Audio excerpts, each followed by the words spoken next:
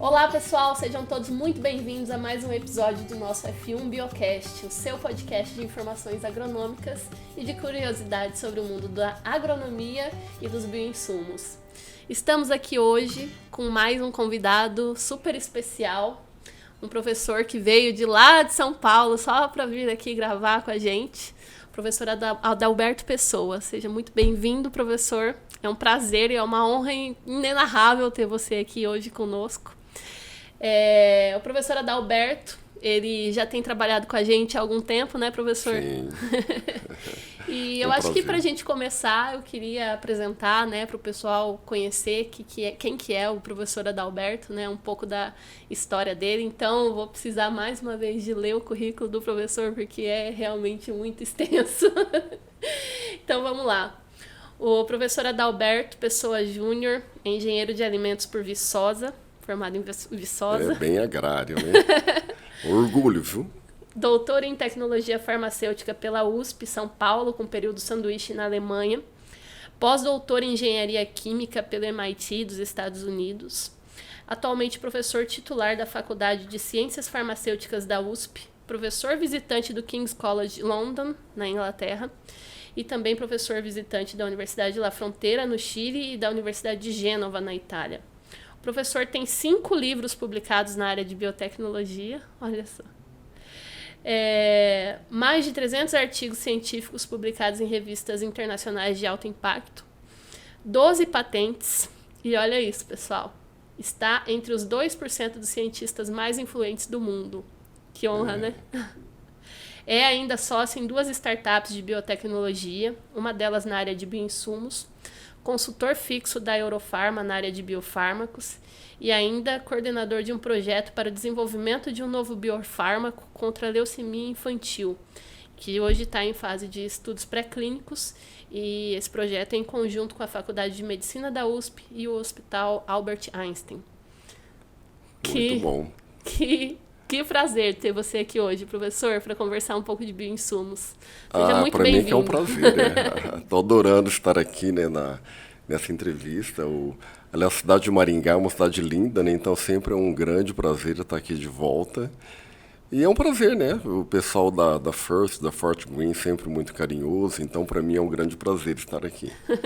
Muito obrigada, professor. Então vamos lá. Eu acho que a primeira coisa que eu quero saber e que o nosso ouvinte vai querer saber, que você contasse pra gente um pouco da sua história, um pouco da sua carreira, desde lá do seu princípio como estudante, né, de engenharia de alimentos. Engenharia de alimentos. Até hoje, esse pesquisador aí que não tem nem como falar direito de tanta coisa que você faz, né? Conta um pouco pra gente, professor. Então, interessante, né? Quando eu entrei em engenharia de alimentos, só tinham 2 cursos no mundo e eu nem sabia o que era, né?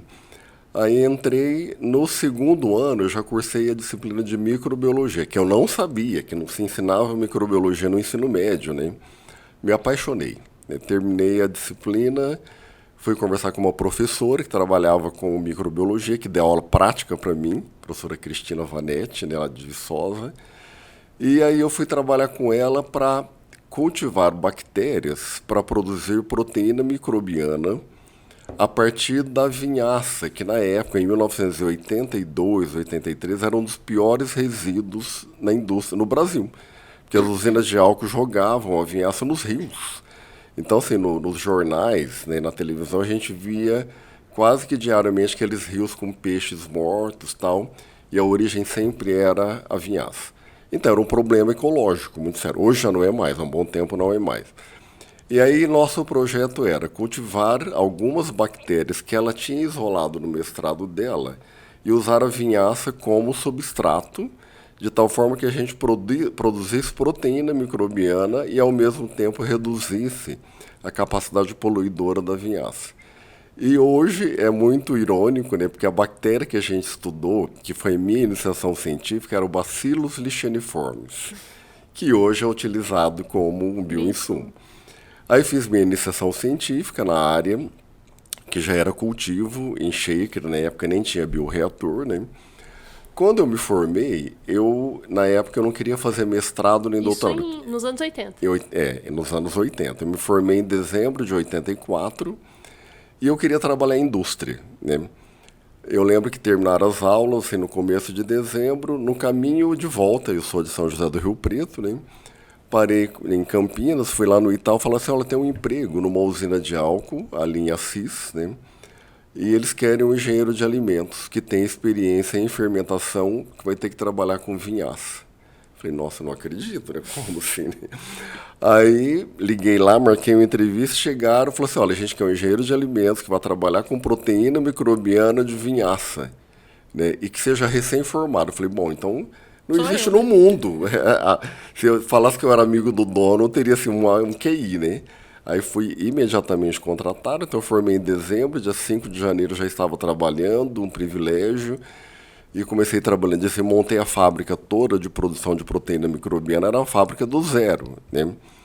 Aí fui trabalhar até assim, era um produto novo, trabalhar com ração animal, porque eles vendiam muito para, como era usina de álcool, não era ração humana, não era alimentação humana. Então, eu fui até bolar assim, rações para cavalo, para galinha, para porcos, porque é uma proteína muito rica em aminoácidos, né? E aí eu fazia isso, trabalhava na produção, montando a fábrica, enquanto isso vinha o pessoal da agricultura da região, mas como que é? Isso aí é uma proteína, é uma levedura, mas é muito rica em vitamina, em aminoácido e tal. Conclusão, acabou fazendo um sucesso, montamos a fábrica, e aí minha chefe chegou, ela era uma engenheira química formada aqui em Maringá, né? Ela falou assim, olha, a fábrica já está montada, a gente vai ampliar a tua função, que é cuidar da parte também de fermentação alcoólica. E era a usina Nova América, é uma usina gigante, produzia 1 milhão de litros de álcool por dia. Então, eram aqueles fermentadores de 500 mil litros, né? E aí fui eu já, na verdade, já visitava a fermentação o tempo todo, porque era o que eu gostava. E trabalhei nessa usina por 5 anos, né? Responsável pela fermentação e pela produção de proteína microbiana.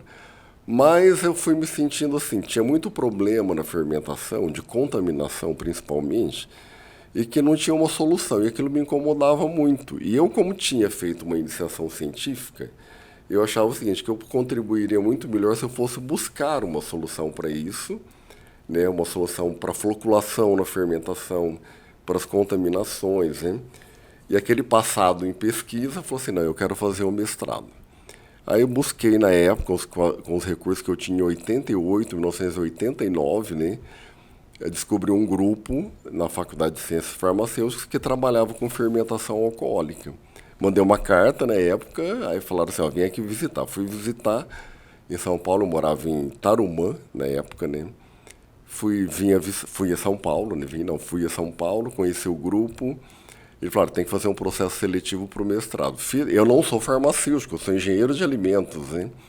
Aí estudei pra caramba, fiz o processo seletivo e ingressei no mestrado. Aí o que eu fiz? Eu pedi demissão do emprego, da usina, juntei meu fundo de garantia.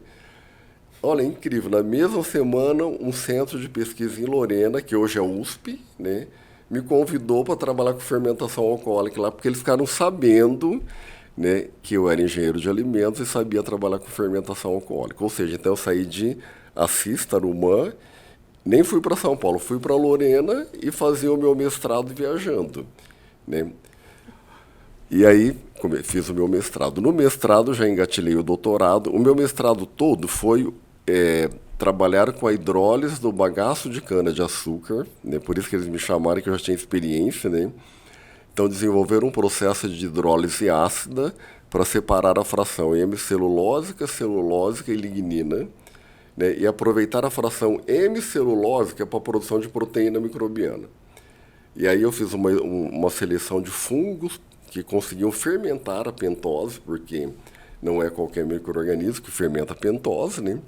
Isolei ali uma levedura muito boa e ela produzia proteína e como subproduto gerava xilitol.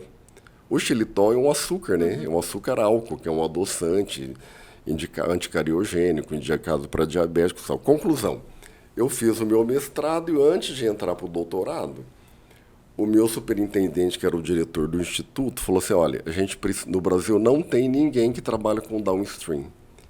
E a gente é um instituto de biotecnologia, de pesquisa em biotecnologia. Todo mundo que trabalha com fermentação. Só que os próximos doutorados a gente vai ter que atacar em áreas que a gente não tem. e tem que ser downstream, só que tem que ser fora do Brasil, porque no Brasil não tem ninguém, não teria ninguém para te orientar. A gente tinha um convênio com a GBF, né, na Alemanha, no norte da Alemanha, e falou, olha, você quer ir para a Alemanha? Eu falei, claro, eu já estudo alemão há 5 anos, é só fazer a proficiência, eu vou para a Alemanha. Deu certo, entramos em contato, eu fui primeiro fazer o estágio lá, conheci o grupo, falei, putz, tudo que eu quero, porque era um instituto de pesquisa que trabalhava para a indústria. Então, todo o desenvolvimento ele tinha que ter um viés de scale-up. Qual que era o... Era Gesellschaft für Biotechnologische Forschung, no norte da Alemanha. Né? Eu ia perguntar se não era o Max Planck. Não, não. O Max Planck é muito mais ciência. A GBF ela é bem tecnologia. Né? É uma pesquisa tecnológica. Sempre a gente desenvolvia alguma coisa para a indústria. E assim, tudo foi fortalecendo aquele meu aspecto. Ciência voltado para a indústria, ou seja, tecnologia, né? Aí fui, na época do doutorado do sanduíche eram 2 anos, fiquei 2 anos lá, voltei para o Brasil, escrevi minha tese, defendi a minha tese na USP, porque o doutorado do sanduíche a gente vai para o exterior e volta e defende aqui, né?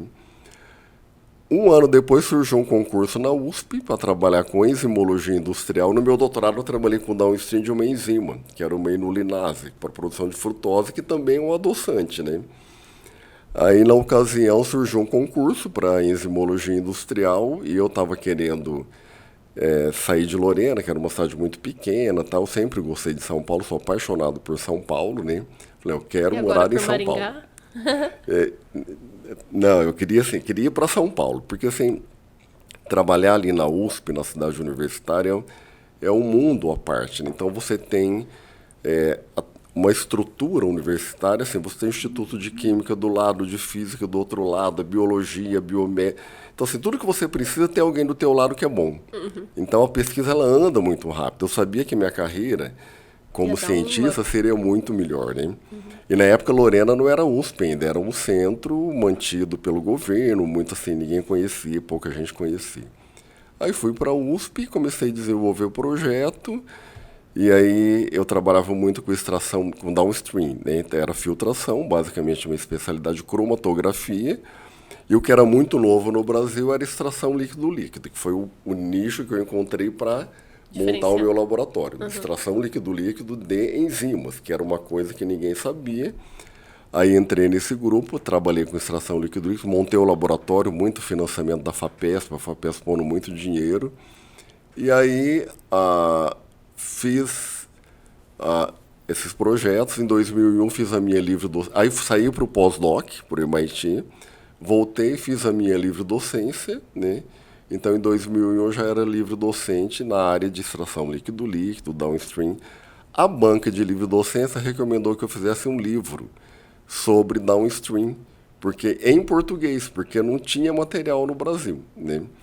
Aí eu resolvi, junto com uma colega da Poli, né, uma professora de engenharia química, que é muito amiga minha, falei, Bia, vamos fazer um livro assim. Montamos o livro, escrevemos o livro, foi um sucesso, a gente já está... Fizemos assim, foi em 2005 que a gente publicou. 2020 eu fiz a segunda edição já aumentada, ampliada. E já mais já vendeu, né? Renovada, com exercício, porque aí o livro ficou muito conhecido. Eu viajava muito pelo Brasil, o pessoal fala assim, Adalberto, faz o livro de novo, mas coloque exercício resolvido. Porque a gente adota o teu livro na disciplina, a gente não tem exercício e tal, né? Aí eu, na segunda edição, coloquei exercício resolvido, 2 no mínimo por capítulo, e um exemplo de aplicação em indústria, porque o objetivo da purificação do meu livro é operação que usa na indústria. Eu não queria purificação bioquímica pura, né? Eu queria operações que a indústria usa. Pudessem ser aplicáveis.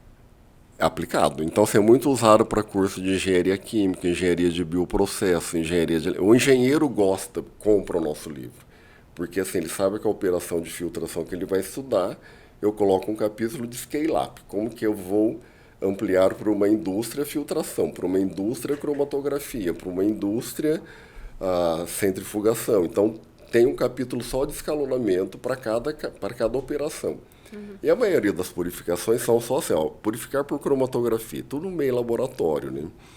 Aí o livro fez muito sucesso, a gente publicou a segunda edição em 2020, Esse ano agora, em maio, chegou, nós temos a versão em espanhol, porque eu fui dar um congresso, dar uma palestra num congresso na Argentina, e teve um palestrante antes de mim que ele falou sobre os livros mais indicados na área de biotecnologia na Argentina, né? Era o professor Picó, que era uma autoridade, a maior autoridade da Argentina, né? E aí ele não sabia que eu estava na plateia, eu ia dar a última palestra, né, de encerramento. Aí ele colocou assim, o primeiro livro é esse, o segundo livro é esse. O meu livro era o segundo, que é o livro que a gente mais indica na Argentina por causa disso. Só que não tem edição em espanhol. Aí alguém falou assim, o professor Pessoa está na plateia. Então, a hora que terminou, a gente foi conversar e falou, vamos traduzir então pro espanhol, né? Aí ele me mandou duas alunas, duas meninas, duas pesquisadoras para fazer pós-doc. Elas ficaram 2 anos no meu laboratório, voltaram para Rosário, são professoras na Universidade de Rosário. E aí elas foram as tradutoras, que elas sabiam português e sabiam espanhol. Sim.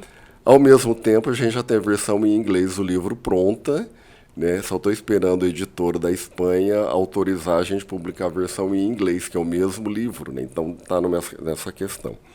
Em paralelo, a gente criou uma disciplina de biotecnologia farmacêutica. Mudou o currículo de farmácia em 2005 e a gente dava aula de enzimologia industrial. A gente fala, nós éramos 4 professores, enzimologia industrial e tecnologia de fermentações. O currículo de farmácia mudou e mandaram extinguir essas 2 disciplinas. Aí eu falei, gente, o que nós vamos fazer? A gente dá aula dessas disciplinas, vai sair do curso, né? Aí eu falei, vamos criar então uma biotecnologia farmacêutica, que é a junção dessas 2, né, fermentação, purificação, enzimologia, e a gente acrescenta as células animais, a parte de legislação, né? Montamos a disciplina de biotecnologia farmacêutica linda, né? Hoje já tem um monte de copo, um monte de curso já está oferecendo. Aí surgiu um seguinte problema, e material didático? Era tudo em inglês também. Falei, gente, então nada melhor do que nós mesmos escrevermos um livro, né? Aí escrevemos um livro de biotecnologia farmacêutica para os nossos alunos da USP, né? Mas virou um livro também que é vendido, todo mundo está usando, e quem adotou a disciplina também, a gente foi pioneiro. Em 2021, saiu a versão dele em inglês. Então, nesse curso que eu dou na Inglaterra, é um curso de biotecnologia farmacêutica, no né? King's College. No King's College. Aí eu vou para a Inglaterra regularmente dar aula, e o meu colega vem regularmente dar aula no Brasil. Em geral ele vem mais, porque ele adora o Brasil. Então ele vem 2 vezes por ano, eu vou uma vez a cada 2 anos. Tal. Eu fiquei 1 ano lá um tempo atrás. E aí quando ele viu o livro em português, ele não entende português, mas ele folheou e falou assim, esse livro não tem inglês, né? Os nossos alunos vão adorar, tal. Aí eu falei, então se você quiser a gente passa para o inglês o livro. Eu falei, tudo bem. Aí a gente atualizou o livro, que era de 2015 até 2021, a gente aumentou o número de capítulos, colocamos exercício, aí a gente fez o que eu fiz no livro de purificação. Melhoramos, a hora que passou do português para o inglês, a gente melhorou. E aí foi publicado pela editora Taylor & Friends, de Pharmaceutical Biotechnology, né? Também, operações de interesse e foco industrial. Porque o grande diferencial da nossa, né, da minha formação, é que eu trabalho na farmácia, mas eu sou engenheiro, né? Então, eu dou aula no departamento de tecnologia. Então, você tem essa pegada industrial. O nosso farmacêutico, ele é muito formado para trabalhar na indústria, porque o forte da indústria farmacêutica brasileira é em São Paulo. E os nossos farmacêuticos alunos, eles querem ir para a indústria, porque paga melhor, trabalha com desenvolvimento de novos fármacos. Eles não gostam muito de ir para a drogaria, por exemplo, nem para laboratório de análises clínicas, né? Então, a gente tem um departamento só de tecnologia, que é para treinar o nosso aluno, formá-lo para trabalhar na indústria farmacêutica. E a maioria dos cursos de farmácia não tem isso, né? Então, é um curso de farmácia, mas tem alguns engenheiros, justamente porque a gente tem que dar essa visão para eles. O nosso farmacêutico, ele é meio que um engenheiro farmacêutico também. E aí eu estou nessa até hoje. E aí a gente, completando para fazer o link com bioinsumos, né? Em 2013 teve um problema muito sério de abastecimento no Brasil de um medicamento que é contra a leucemia infantil. A empresa que fornecia o medicamento para o Brasil parou de fornecer, teve uma crise de abastecimento. A leucemia é uma doença que, após diagnosticada, em 1 mês você já tem que começar o tratamento no máximo. E a primeira fase do tratamento é com asparaginase. Se não tiver esse tratamento, ela evolui para óbito. Então, assim, não é um medicamento, vou esperar importar. Você tem que ter no estoque, né, dentro do hospital. O médico diagnosticou a leucemia, imediatamente interna e já injeta a asparaginase com outros medicamentos, porque você tem que bloquear o avanço do câncer ali. Aí quando surgiu essa crise que deu em todos os jornais brasileiros, eu resolvi entrar. Falei, então eu já tenho experiência suficiente para desenvolver uma tecnologia brasileira para produzir um biofármaco. 10 anos antes não teríamos gente na área de biologia molecular, na área de downstream, mas em 2013 a gente já tinha uma equipe. Eu montei a equipe com colegas de Brasília, de Pernambuco, da Unicamp, da Unesp. Montamos um grupo muito bom, a FAPESP deu muito dinheiro para isso. E a gente desenvolveu uma nova molécula, um novo medicamento, muito melhor do que o que tinha no mercado, do que o que tem no mercado. Né? O importado. E o Brasil até hoje importa, né? Então, chegou num ponto que em 2017 a gente já tinha uma molécula muito bacana, né, que era uma mutante mais estável, mais resistente, maior tempo de meia-vida sanguínea. Aí 2 pós-docs meus, que é o Carlos Breyer e a Renata, assim, professor, vamos montar uma empresa? Eu não quero ir para a área acadêmica, eu quero ser um empreendedor. Falei, vamos montar uma empresa então. Aí montamos a BioBreyer, a FAPESP aprovou o projeto PIP1, PIP2, e hoje esse medicamento já está em fase pré-clínica, junto com a Einstein, com a Faculdade de Medicina, dando excelentes resultados, e a gente está comparando sempre com aquele medicamento do mercado. Esse pré-clínico, explica só para o nosso ouvinte entender, como que é esse ensaio pré-clínico? Já é em humano? Não. O desenvolvimento de um medicamento, assim, você faz todo o processo de produção, aí a gente tem a enzima pura, né? A nossa é uma enzima peguilada. Aí a gente testa em células cancerígenas. Então, primeiro, a gente cultiva em laboratório células de câncer, de crianças que tiveram câncer, são células puras, né? E a gente vê se o nosso medicamento mata a célula cancerígena em tubos de ensaio.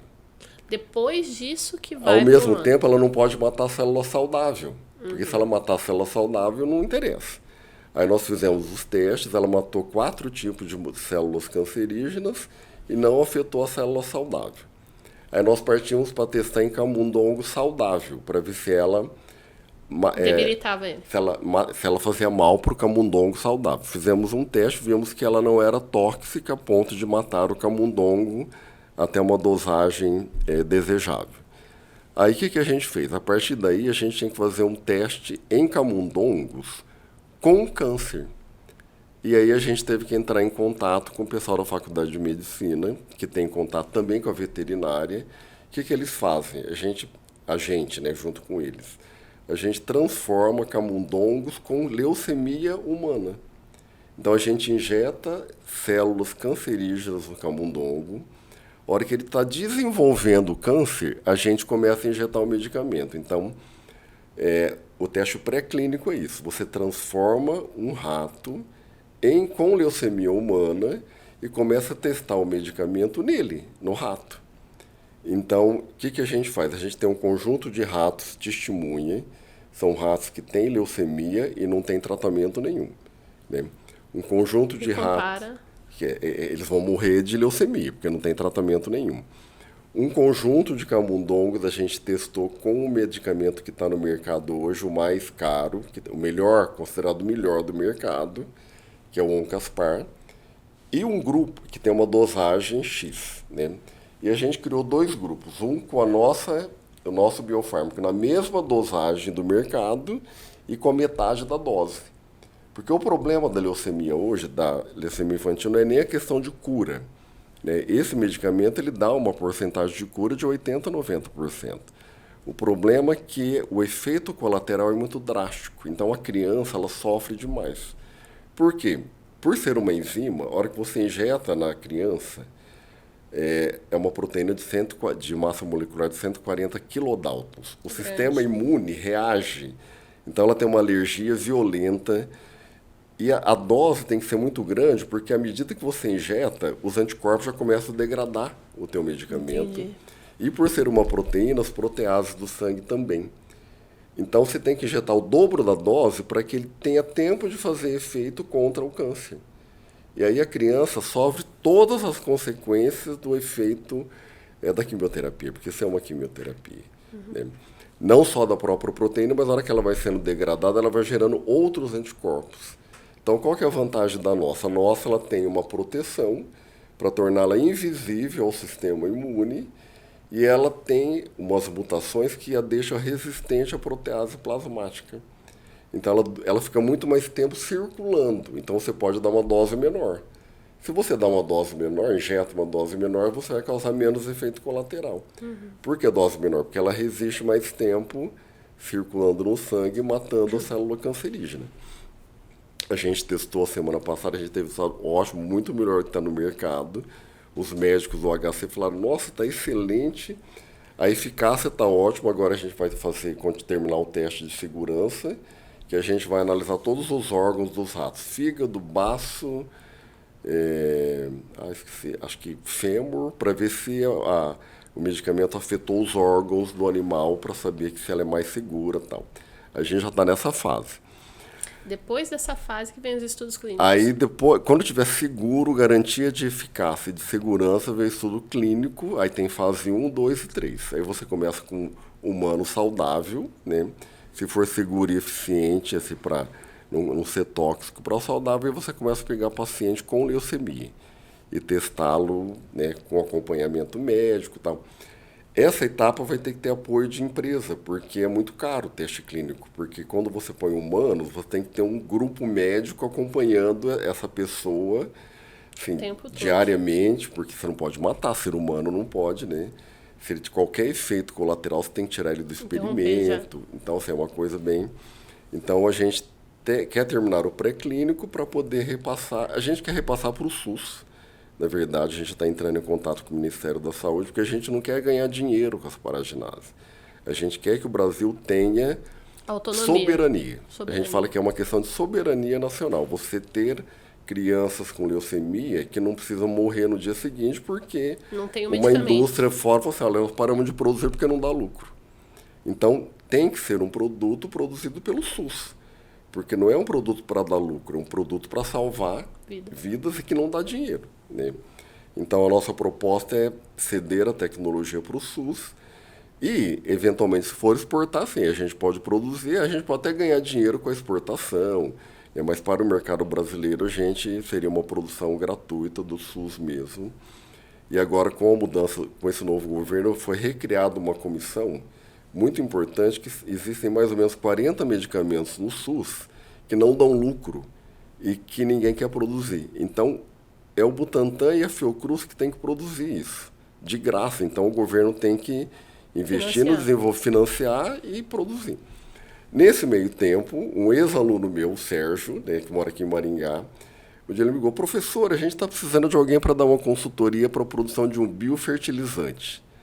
Eu falei, Sérgio, você sabe que eu trabalho com biofármaco? Como que eu vou dar uma consultoria em biofertilizante? Ele falou, não, professor, é muito mais simples produzir um biofertilizante, um bioinsumo, do que um medicamento como a asparaginase, que é um medicamento injetável. Eu falei, explica para mim. A hora que ele explicou, eu falei, bom, é só fermentação, só um upstream praticamente? Né?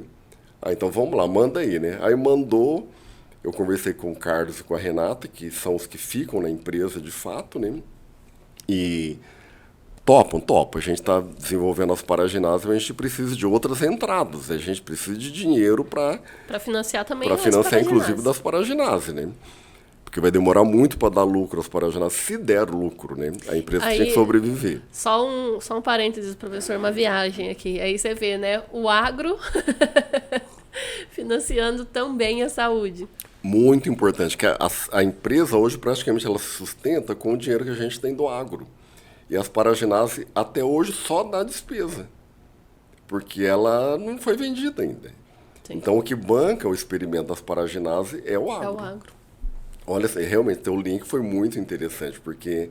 e aí a gente descobriu que a gente podia contribuir muito com o agro, porque o nosso conhecimento para desenvolver um fármaco tão complexo por uma bactéria.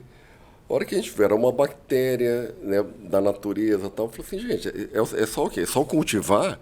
É para chegar nessa UFC por mililitro? É desenvolver condições de cultivo?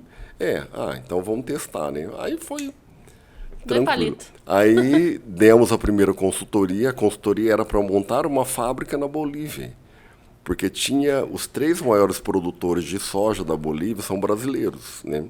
E eles estavam comprando bioinsumos do Brasil. Até que um deles falou assim, gente, em vez de a gente comprar do Brasil, vamos montar uma fábrica aqui. Aí eles conheceram o Sérgio. O Sérgio falou, olha, eu tenho uma consultoria, mas eu não tenho estrutura para desenvolver tecnologia.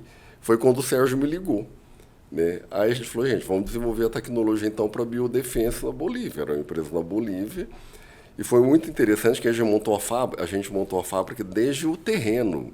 Do zero a gente mesmo. Contratou engenheiro civil, elétrico, parede, laboratório, tratamento de água, de esgoto, de resíduo, de tudo. Treinamos o pessoal para fazer controle de qualidade do bioinsumos, aí nós desenvolvemos as 2 primeiras tecnologias, que eram condições de cultivo de 2 bactérias, né?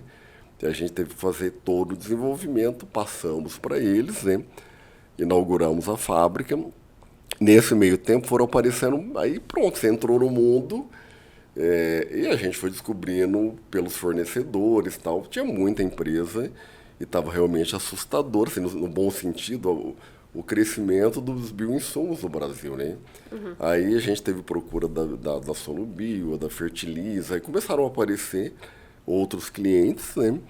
E a gente começou a dar curso. E eu comecei a dar curso porque a gente começou a perceber o seguinte, que as pessoas queriam... que a gente deu aqui também o curso. A gente começou a montar essas empresas e o técnico não sabia microbiologia industrial.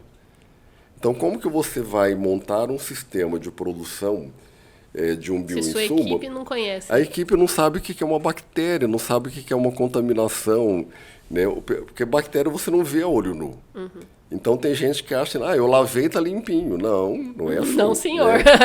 Aí a gente começou a ver que o problema, vamos supor, que a gente teve no início lá na Bolívia, era que contaminava o tempo todo. Porque as pessoas não tinham muita noção, né? Eu falei, gente, a gente tem que treinar, então, todo mundo que for trabalhar. O maior problema da bioindústria de fermentação é o contaminante. É o contaminante. E para isso, você não conscientizar o técnico que trabalha, aquele cara que adiciona o meio de cultivo, que mexe ali, se ele não entender a importância de manter a asepsia e a esterilidade, não adianta o engenheiro, ou o biólogo, ou o agrônomo saber disso. Tem que o cara da fábrica tem que saber disso. Uhum. Então, o que nós vamos? Nós vamos dar curso para todo mundo. Quando a gente deu para a Solubio, até o pessoal de recursos humanos fez o curso. Tinha 100 pessoas.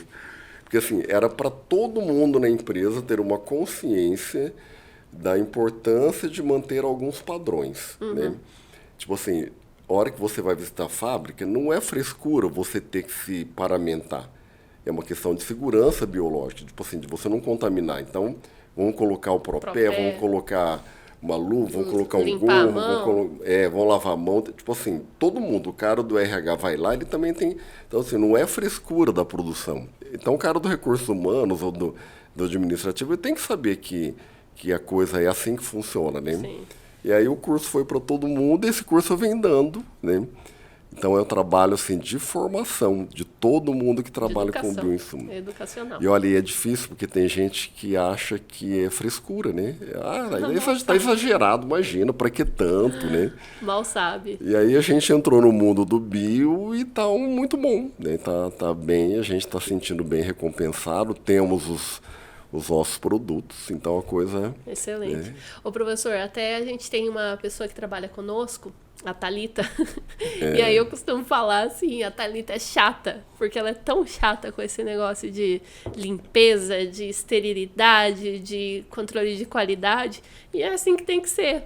Dentro da fábrica de bioinsumo tem que ser assim. Sabe por que ela é assim? Porque se perder uma fermentação, quem vai levar uma dor é ela. Né? E aí, aquele cara que não faz muita questão, ele não tem responsabilidade. Tem que ser chato mesmo. Então, assim, o microbiologista, ele é chato. Não tem como. E é neurótico, né? E acaba virando uma neurose mesmo. Ô, professor, até... Assim, eu vou te fazer uma pergunta que é uma das de uma grande curiosidade, né? Inclusive minha. Não sei se é do nosso ouvinte. Mas é possível fermentar qualquer micro-organismo? Não. A gente, hoje, esse número é polêmico, né? Mas eu diria assim, que em geral se diz que 95% dos micro-organismos não são cultiváveis. 95%, apenas 5%. Eu já ouvi dizer pesquisadores renomados, já ouvi de pesquisadores renomados, que menos de 1% é cultivável, né? Isso me chamou a atenção também, uma vez, uma palestra assim, micro-organismos cultiváveis. Mas o que é isso? Aí eu descobri que a maioria não é cultivável, né? E a gente sabe que a fonte original de micro-organismos é o solo. Então, quando a gente vai no solo e isola um micro-organismo, aquilo que está crescendo ali é 5%, 95%. Você vê, né? Foi aí que surgiu a tal da metagenômica. Então, vamos descobrir, já que eu não consigo cultivar o micro-organismo, vamos pelo menos isolar o gene dos que não são cultiváveis, vamos estudar os genes deles, né? Mas não é cultivável. E assim, mesmo vamos supor que seja 5%. Existem os biotróficos, né? Aí você tem assim, aqueles que crescem muito mal, aqueles que crescem assim, muito lentamente, que você tem uma maior dificuldade de encontrar uma condição de cultivo. Então, assim, isso que existe é bem seletivo. Então, a maioria não é cultivável. Interessante. E aí... Ainda, né? Ainda. Porque o jeito que a ciência vai, daqui a pouco a gente cultiva tudo. Não, eu lembro que até no meu doutorado, assim, vírus são biotróficos, né? Eles não são cultiváveis em meios de cultura. Sim. Certo? Nesse meio que a gente está acostumado com bactérias. Mas até o vírus, ele pode ser cultivável, sabe como? Se você colocar ele para ser cultivado numa planta que é a hospedeira dele. Ou numa célula humana, ou numa célula animal. Humana. Porque a célula que ele contamina é a que ele cresce. Ele precisa do DNA do hospedeiro. Se ele tiver uma célula com DNA, ele não vai ser cultivado numa placa de Petri. Às vezes pode até ser, se ele for infectar a célula humana. Com célula humana ali dentro da placa. Humana ou animal, né? Exatamente. Mas você vê, né? Então, mas vírus é uma coisa tão polêmica que quando eu fui presidente da Sociedade Brasileira de Microbiologia, nunca tinha trabalhado com vírus. E eu, de repente, descobri uma polêmica. O pessoal falava que a virologia não tinha que estar na microbiologia, porque o vírus não era ser vivo. Porque ele não tinha material genético, não tinha DNA. Então, ele não se multiplica. Ele se replica, ele não se replica por conta própria, ele precisa de outra célula hospedeira. Então, de repente, eu caio numa sociedade onde o pessoal fica questionando, não, virologia não é microbiologia. Ué? Gente, então agora eu já não entendo mais nada. Então, assim, tem até hoje, né? Tem gente que fala que é pelo tamanho, né, por ser microscópico, mas tem gente que fala que não, porque ele não tem Até hoje não definiram o vírus, coitado. Ele continua sendo um problema sem família, né? Mas aí, para os cultiváveis, né? Vamos falar dos cultiváveis. O que nos interessa. Que é o que nos interessa como bioinsumo. O que eu preciso para que eu tenha uma boa fermentação? O que é preciso para eu conseguir fermentar e fermentar bem? Tá. Então, a primeira coisa que a gente tem que entender, que eu já percebi que no agro tá meio difícil, pessoal, agora, né? Cada ser vivo, ele tem uma nutrição diferente. Inclusive, se a gente for numa nutricionista, a minha alimentação é diferente da tua. Eu posso precisar de uma vitamina D mais do que você, né? Então, assim, imagina quando você muda a espécie, ou o gênero, né? Então, primeiro, a gente tem que descobrir para aquele micro-organismo qual que é a melhor nutrição para ele. O melhor meio de cultivo, que ele precisa se alimentar, né? Então, a gente tem que fazer um estudo, em geral, baseado em planejamento estatístico para varrer, né, o melhor meio de cultivo para ele. E, no caso da indústria, além de ser melhor de qualidade, tem que ser de menor custo. Então, você tem que otimizar custo. Pensando nas duas coisas. Então, a primeira coisa, você tem que dar uma alimentação. Mas a gente não vive só de alimento, a gente vive também de temperatura do ambiente. Qual temperatura? Qual que é o pH? Oxigênio, eu tenho que respirar? Tenho. Para eu poder sobreviver, eu tenho que respirar. No caso de micro-organismo, além de sobreviver, ele tem que multiplicar. Para ele multiplicar, ele tem que respirar. Então, você tem que dar nutriente, você tem que colocá-lo no meio em que ele esteja confortável, em termos de pH e temperatura, e você tem que dar oxigênio para que ele transforme. A gente sabe que o micro-organismo é como a gente, tem um metabolismo. o metabolismo dele varia de acordo com o oxigênio. Se ele tiver oxigênio, ele gera muita energia, e essa energia é convertida em outra célula. Energia a gente fala ATP na nossa área, né? Então, se você dá oxigênio de sobra para ele, ele vai pegar esse oxigênio, ele vai converter esses nutrientes, que em geral são carbono e nitrogênio, ele converte numa outra célula, porque o objetivo de todo ser vivo é multiplicar. Sim. Né? Então, Sobreviver. Você tem que dar para ele o nitrogênio, o carbono e os sais, as vitaminas, e também o oxigênio, que vai dar energia para ele. Então, se você quiser que ele multiplique, né? Em geral, a fase inicial hoje do bioinsumo está na multiplicação. O que vai ser diferente se a gente quiser... então, terminando, né, antes de eu falar no outro assunto. Então, seria nutrição, condições de cultivo e bioreator.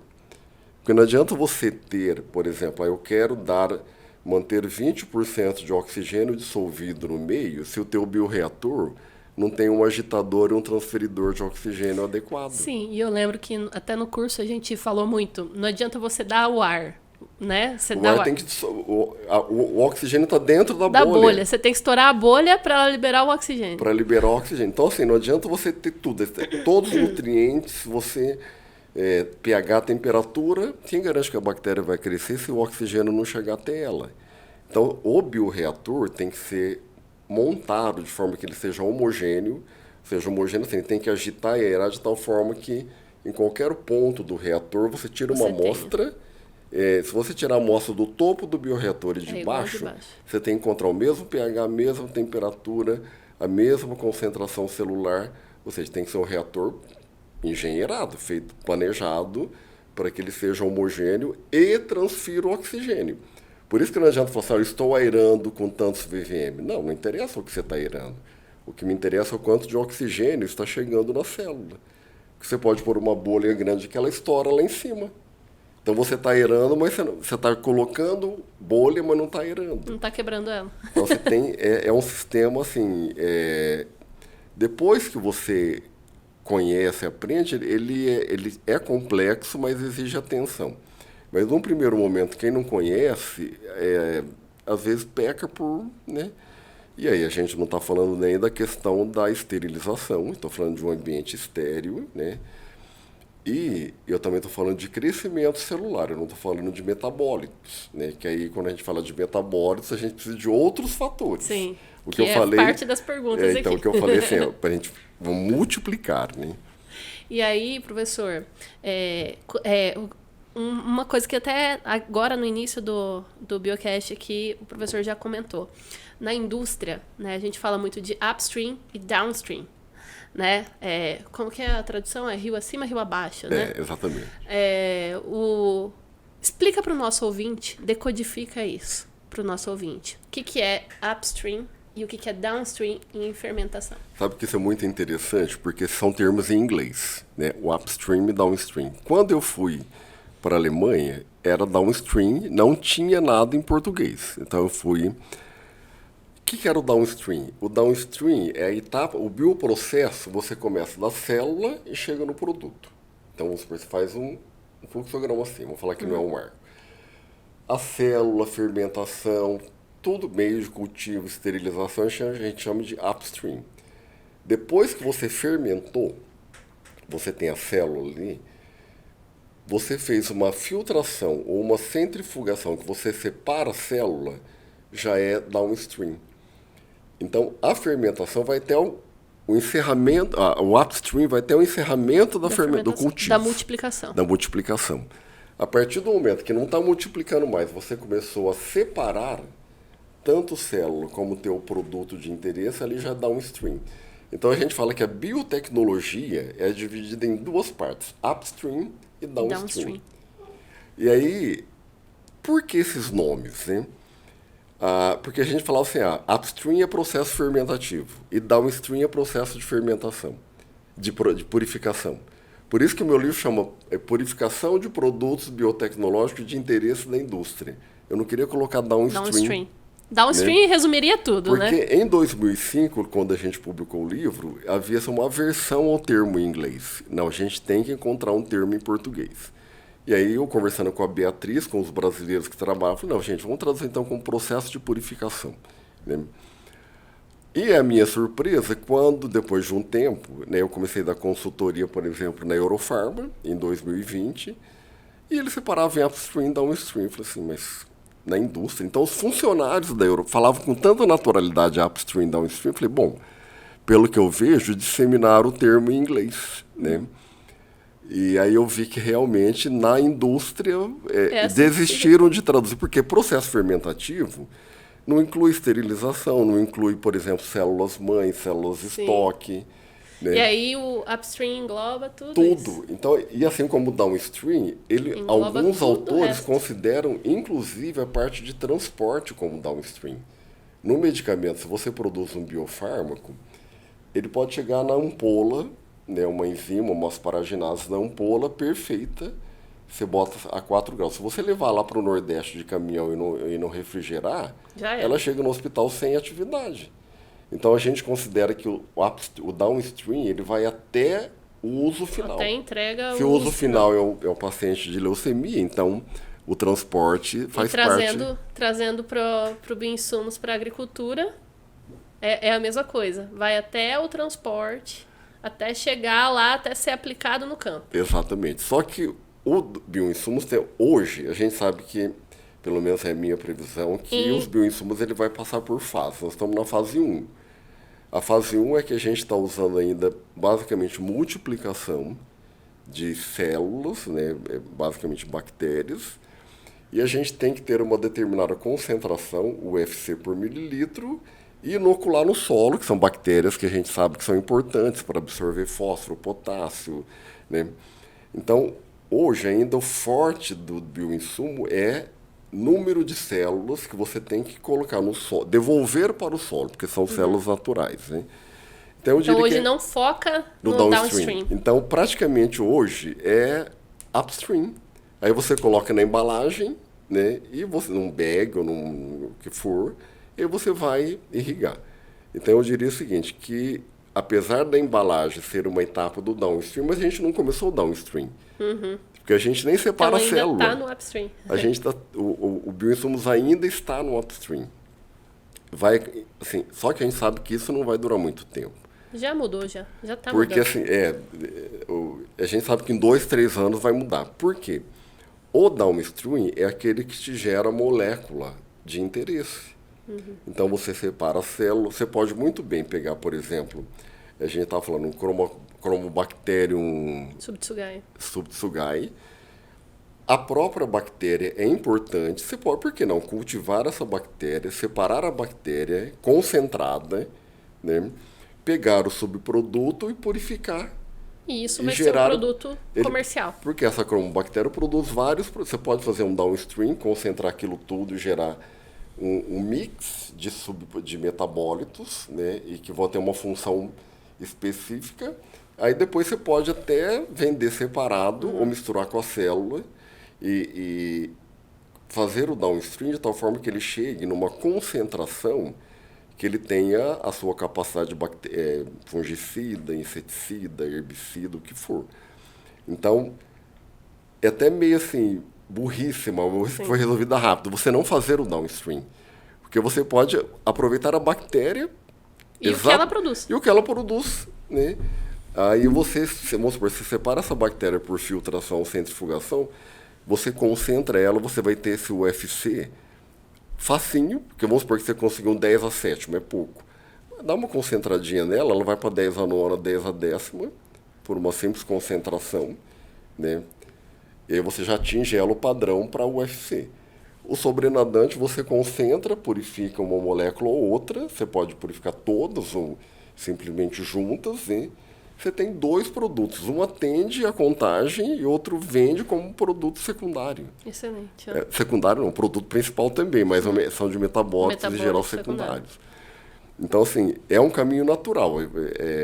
A gente vai chegar uma época que a gente vai estar com todas as etapas juntas. Hoje, na First mesmo, né, a gente já está trabalhando nisso, inclusive em conjunto com você. Sim, eu adoro downstream, como eu disse, foi um pioneiro na área de downstream. E, assim, para mim, você cultivar um micro-organismo e não aproveitar o produto dele, gente, você está perdendo a grande o grande valor dele. Isso sem contar outras coisas, né? Porque uma problemática que a gente tem hoje nos bioinsumos, não digo para todos, né? Porque a gente tem classes e classes de micro-organismos que são mais resistentes, mas uma barreira muito grande ainda dos bioinsumos é a vida de prateleira, né? Se você tem um produto puro e conservado, a vida de prateleira dele pode durar anos. Vamos supor, se for uma molécula que não é proteica, mesmo que for proteica, o metabólico com uma molécula, se você colocar ela num ambiente esterilizado com algum conservante estabilizante, ela dura anos. Justamente. Isso sem contar a biopirataria também, né? Que Exato. É contornada com isso. Então, assim, enzimas, vamos supor, em geral, os biofármacos, que são proteicos, se ele tiver livre de contaminação e livre de proteína, ele dura no mínimo 1 ano e meio. No mínimo. Que é uma proteína. Imagina uma molécula não proteica. Ela dura anos, né? Então, imagina você vai uma toxina, agregar... algo assim, né? Exatamente. Uma toxina, um fungicida, um inseticida, são moléculas menores, muito mais estáveis do que biofármacos, né? Então, assim, na minha cabeça, gente, mas o pessoal está perdendo uma... né? Mas é lógico que automaticamente... Tá perdendo a nata. Quem começou a entrar está perdendo a nata. Imagina, você cultivou, fez a parte mais difícil, que é o upstream, aí você pega aquilo tudo e joga como irrigação. Se você quer só a célula, então separa a célula, você pode, inclusive, padronizar essa concentração celular para o que você quer. Então, você vai ter um produto sempre com a mesma concentração. Mesmo que teu rendimento na fermentação caia, se você centrifugar, separar a célula, você depois dilui todas para a mesma... Vamos supor, você quer um 10:10. Você prepara um concentrado e sempre dilui para 10:10. Então, você vai ter um padrão na tua célula. Sim.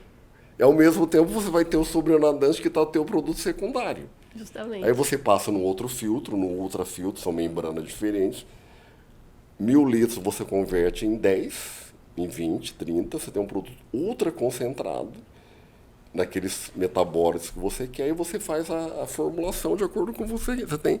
Ou seja, está perdendo uma oportunidade de coisa que já está ali, né? Você já fez o upstream, não tem? E aí, como que eu induzo a produção desses metabólitos? Então, aí é um outro detalhe. A gente falou, por exemplo, para a célula crescer, você tem que ter nutrientes, os meios de cultivo, pH, temperatura, bioreator, e o metabólito é a mesma coisa. Então, você ter uma bactéria que ela tem um gene que produz, que expressa, vamos falar produz, que ela expressa ou produz um fungicida, não significa que ela vai produzir. Então, às vezes, a bactéria, ela naturalmente ela tem a capacidade de produzir o fungicida X. Pois ela não está produzindo aquele fungicida porque o fungo que contamina ela não está do lado dela. A gente sabe que muitas vezes a bactéria produz o fungicida porque ela está sendo atacada por um fungo. Justamente. Aí ela aciona aquele gene para matar aquele fungo. Se ela não tem um fungo por que ela vai produzir um fungicida, gastar energia para produzir um fungicida? Ela vai se multiplicar apenas. Né? Ela não vai produzir uma coisa que ela não precisa, ela não é boba, ela quer multiplicar. Então, quando você fala em produção de metabólitos secundários, você tem que colocar os indutores, né? Então, por exemplo, eu trabalhei com inulinase, que era uma enzima. Isso é uma levedura. A levedura não produzia inulinase. Por que ela ia produzir uma inulinase? Se ela está numa condição ótima ali para você desenvolver. Aí o que eu fazia? Eu punha a inulina no meio. A única fonte de carbono dela era a inulina. Aí ela era obrigada a produzir inulinase, senão ela não conseguiria reproduzir.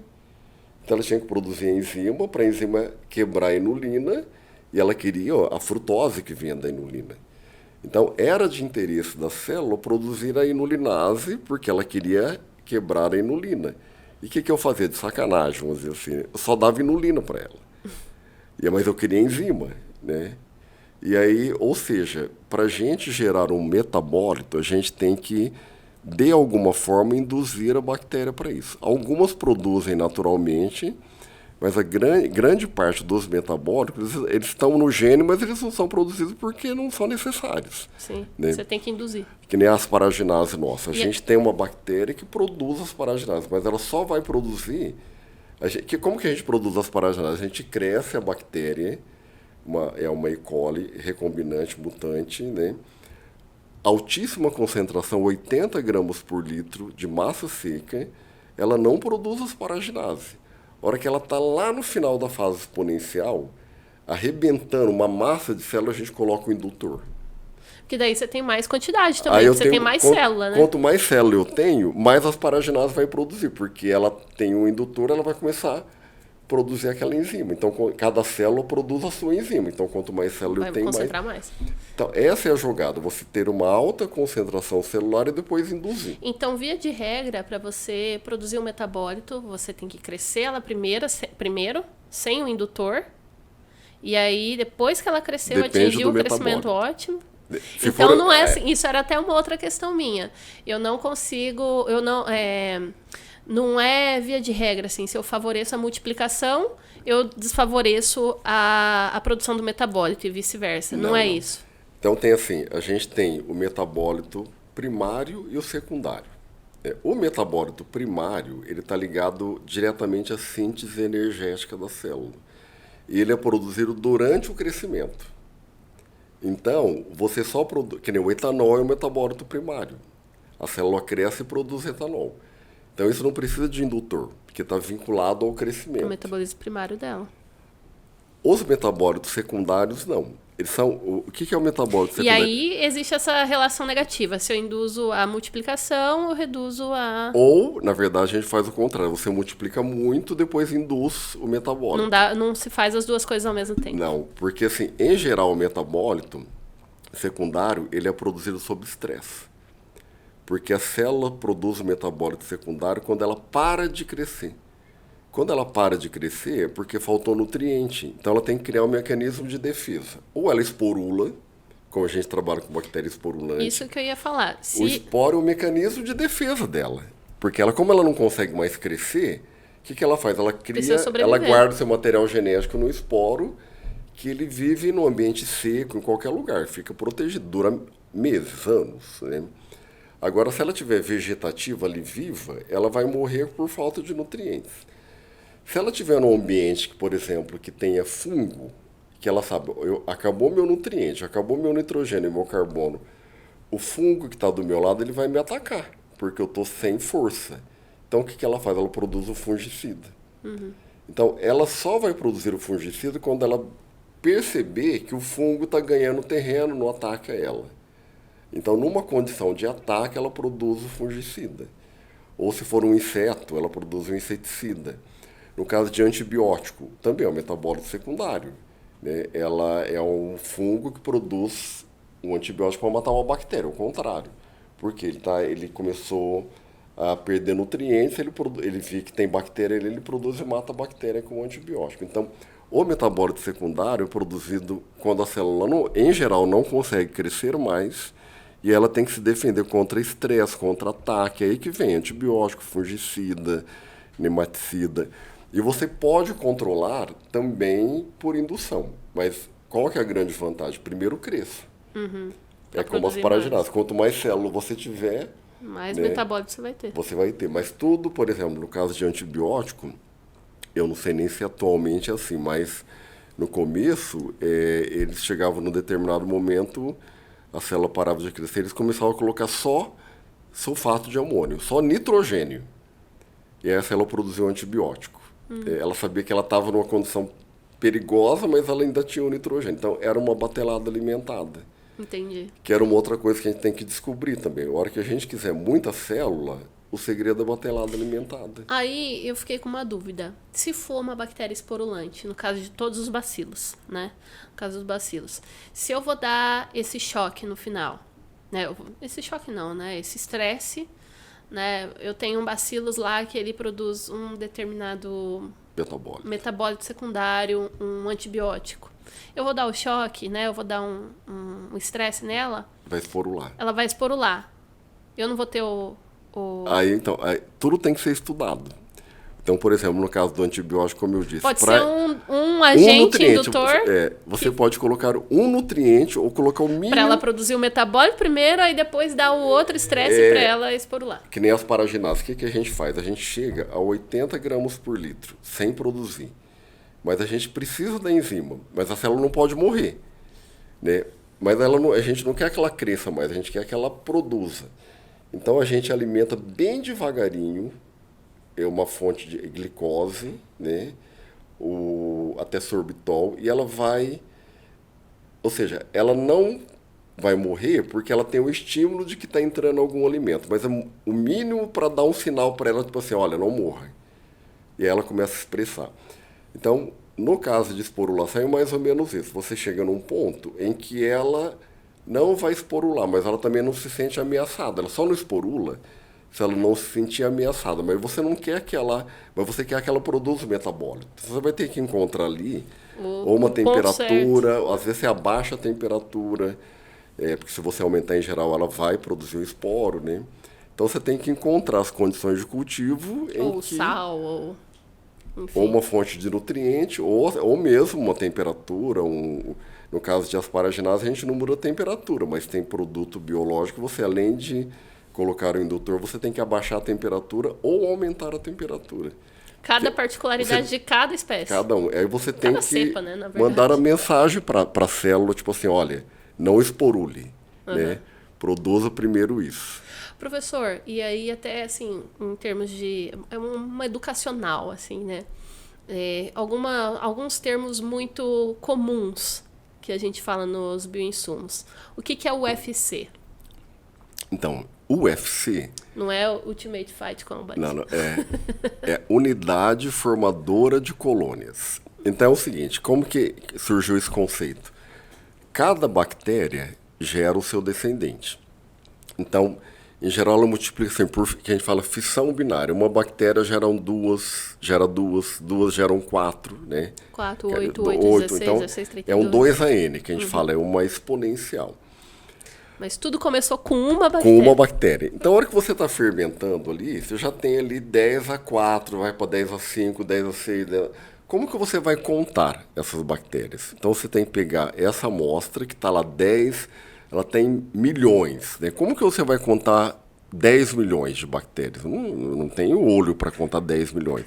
Então, a gente vai diluindo essa suspensão de células de tal forma que elas caem no número tão diluído que a hora que você coloca numa placa, ela cresça isoladamente. Então a gente fala que uma placa de Petri, você pode ler de 30 a 300 bactérias sem uma sobrepor a outra. Então, vamos supor, você pega uma placa e contou ali que tem 50 colônias. A gente assume que cada colônia partiu de uma bactéria. Então, se eu tenho 50 colônias, ali naquela placa eu inoculei 50 bactérias. Aí eu vejo, eu diluí 10 mil vezes, então 50 vezes 10 mil, né? A diluição para chegar até ali. Então, cada bactéria formou uma colônia, porque a bactéria a gente não vê na placa com o olho nu, né? A bactéria a gente só vê no microscópio. A gente só vê na placa a hora que forma a colônia. Então, essa bactéria cresceu e em volta dela ela formou uma bolinha, que na verdade é uma população vista no olho nu. Sim. Então, eu posso assumir que cada colônia daquela veio de uma unidade, que é uma bactéria. Então, eu falo unidade formadora de colônia, porque eu só consigo ver a colônia, não consigo ver a bactéria. Então, ao mesmo tempo, eu sei que aquela bactéria está viva, porque se ela formou colônia... Você poderia falar assim, mas eu no microscópio vou contar. Mas às vezes no microscópio você não sabe se ela está viva ou morta. Então, para você garantir que ela está viva, que é de interesse do bicho, você tem que botar na placa para ela crescer. Aí você só conta as vivas. E aí, outro termo que frequentemente aparece é UFCs viáveis. O pessoal fala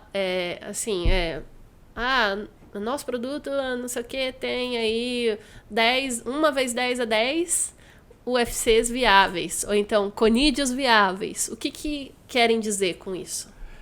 Por exemplo, se a gente fala de uma bactéria que a gente está fermentando, se ela formou colônia, ela é viável. Então, na verdade, seria um pleonasmo aí. Às vezes a pessoa usa o viável só para reforçar. É marketing. Ele fala, nossa, viável. Porque às vezes você vai falar, o UFC não significa nada. Mas se você colocar ali a sublinha viável, né? É produto então de qualidade. Você deu cara para aquela bactéria. Ela está viva e está crescendo. Então, só pode ser isso, né? E eu não conheço uma outra forma disso. No caso de um esporo tal, às vezes ele pode estar esporulado, mas ele não está viável. Aí sim, você tem que colocar na placa, ele só vai ser viável depois que ele explode, ele se regenera e produz, né? E cresce. Então, célula vegetativa que está crescendo no bioreator, se ela cresceu ali, ela está viável. Né? E aí, outra coisa, células vegetativas e endósporos, qual que é a diferença? Então, a célula vegetativa é aquela que ela está viva. Ela está ali fermentando. Então, você tem... ela está multiplicando. Ela está viva a ponto de ser afetada. Ela pode ser morta. Se você colocar um bactericida, você mata a bactéria, porque ela está viva. Então, por exemplo, a gente trabalha muito com inoculantes. Inoculantes são células vegetativas. O Bradyrhizobium, um Azospirillum, um Rhizobium tropice, são células vegetativas. Então, isso quer dizer que são são embalados, né, comercializados em formas de células vegetativas. Então, estão vivas. Então, isso quer dizer que são produtos que têm um pouco mais de sensibilidade, são mais sensíveis. São susceptíveis, têm um período de tempo de prateleira, de vida de prateleira muito menor, porque elas são susceptíveis à variação de calor, cai um contaminante, ele se multiplica, já produz ali uma protease, a gente começa a matar ela, tal. Então, célula vegetativa, eu diria assim, é uma célula viva que está ali esperando alguma coisa estar conservando, ou um conservante, ou baixa temperatura, mas ela está viva ali, como se a gente estivesse ali, né? Ela dura muito menos, porque qualquer coisinha, ela morre. É um ser vivo. E uma bactéria esporulante que produz esporo. O esporo já é um mecanismo de defesa da multiplicação. Então, quando ela vê que ela vai morrer, ela esporula, né? É um mecanismo de é quase como um pólen da planta. Ela produz aquilo, tipo assim, eu estou aqui. Né? O vento pode me levar para onde eu for. É um ovinho. É um ovinho, está ali. Né? Não tem nutriente, vamos supor. Por que produzem os endosporos? Porque está faltando nutriente. Eu vou morrer. Antes de eu morrer, eu vou botar meu ovo, né, que é o esporo. Quando eu encontrar um ambiente que tenha nutriente de novo, ela já dá o sinal, ela volta, ela ressuscita. E volta a ser vegetativa. Então ela sai do estado vegetativo e gera esporo. E depois volta para o vegetativo. Esse esporo, como ela é feita para sobreviver, ela pode durar anos se ela for bem conservada. Quando você bota ela no meio ou no solo, que ela, nossa, aqui eu tenho ar, aqui eu tenho nitrogênio e tal, ela explode e volta a viver, né? Ela volta à vida ativa. Então a gente fala assim que ela dá uma cristalizadinha ali esperando. Então o esporo é um mecanismo de sobrevivência, de preservação dela. E aí uma última pergunta, né, que é uma última pergunta, não, um último termo que o pessoal usa muito. Células gram-positivas e células gram-negativas. Traduz isso para o nosso ouvinte. Existe um método, uma metodologia, em que, dependendo de um corante, são bactérias que têm uma parede celular diferente. A parede celular da gram-positiva é diferente da gram-negativa. Essa diferença na parede, né, que encobre a célula, é permeável, tem diferentes permeabilidades a diferentes compostos. Então, tem um corante que ele é permeável na gram-positiva e não é permeável na gram-negativa. Então, quando você quer saber se ela é gram-positiva ou gram-negativa, você coloca essa bactéria que você quer descobrir em contato com esse corante. Se ela ficar vermelha, ela é gram-positiva. Se ela ficar azul, ela é gram-negativa. Então, assim, ela indica que, se ela for gram-negativa, a estrutura dela é diferente da gram-positiva. E a gram-negativa, ela é mais sensível do que a gram-positiva. Então, quando a gente fala em sensibilidade, depende aqui, né? Então, a gente poderia falar assim, em termos gerais, sim. Eu não diria que sempre é. Porque, por exemplo, se você pegar é que a gente está muito acostumado com bioinsumos, né? Mas se você pensa na microbiologia como uma bactéria infecciosa, às vezes no corpo de um ser vivo, a gram-negativa ela pode ser mais resistente porque ela encontra uma condição melhor para ela. Entendi. Então, não dá para generalizar. Até porque, assim, tem milhares de espécies diferentes. Então, a gente pode dizer assim, elas são diferentes e têm estabilidades diferentes dependendo do ambiente que elas estão. Tem muita gram-negativa que é altamente patogênica, ela mata um ser humano. Então, ela é fraca? Não, né? Nos bioinsumos para a agricultura, o que a gente tem hoje de gram-negativas, né? A gente tem aí pseudomonas. Pseudomonas é gram-negativa. Ó, eu falar a verdade de cabeça, eu não vou saber te falar quais são os gram-positivos e gram-negativos. E aí os isóbios, azospirilo, o bradyrhizóbio, são gram-negativas. E os bacilos, eles são gram-positivas. Que a gente sabe que são bem mais fáceis, né, e mais resistentes, isso sim. Esporulam. Mas não tem a ver, talvez, com a estrutura celular deles, mas com o fato de esporular. Provavelmente pelo fato de esporular. Que você pode, porque para bioinsumos é interessante o esporulado. Existem gram-negativas que são esporulantes? Isso eu vou ficar te devendo. Eu acredito que sim. Em termos de microbiologia, a gente nunca diz nada assim, tem ou não tem. Né? É ou não é, né? O que a gente não sabe é se tem alguma de interesse de bioinsumos. Porque a gente, quando fala de quem estava falando de microbiologia, só foi descobrir o que é microbiologia quando fui presidente da sociedade. Então você vê a microbiologia como tem muitos olhares. Né? Então o pessoal que trabalha com doenças, tanto doença em humanos como doença em planta, é completamente diferente. A microbiologia industrial, ela é a parte boa da microbiologia, né? Porque assim, a hora que você fala em micróbio, para a população, sempre vai imaginar que micróbio é aquele que dá febre e mata ele, infecção. Mas né? ninguém pensa no micróbio do bem. Não conseguem pensar que, por exemplo, que a cerveja dela vem do micróbio do bem, que as bebidas, que o intestino dela tá cheio de micróbios do bem. Então, assim, mas assim, marca muito mais o mal. Notícia ruim pesa mais. Então, se ele pensa naquela infecção que ele teve por uma bactéria, um estafilococcus, e morreu. Né? Então, assim, uma coisa, eu acabei de falar, um termo que eu gostaria, que eu acho que combina muito bem, não sei se vocês estão usando na área de bioinsumos, hein? Mas fazendo uma analogia, os bioinsumos são probióticos para o solo. Porque o que é o probiótico para o humano? Né? Quando a gente toma um probiótico, uma Activia e tal, são bactérias isoladas do intestino, bactérias do bem, né? Que você isola do intestino, cultiva, em geral no leite, ou não precisa ser só no leite, e você ingere ela numa contagem no mínimo de 10 a 9, para que ela volte para o teu intestino e restaure e vence a do mal. Então, na verdade... Restaure a sua população do bem. Não só restaurar, como ela tem que dominar. Então, você alimenta o teu intestino, você aumenta a população do teu intestino de bactérias do bem. A partir do momento que ela aumenta em população, ela quer ocupar um espaço físico mesmo. Então, ela elimina a do mal.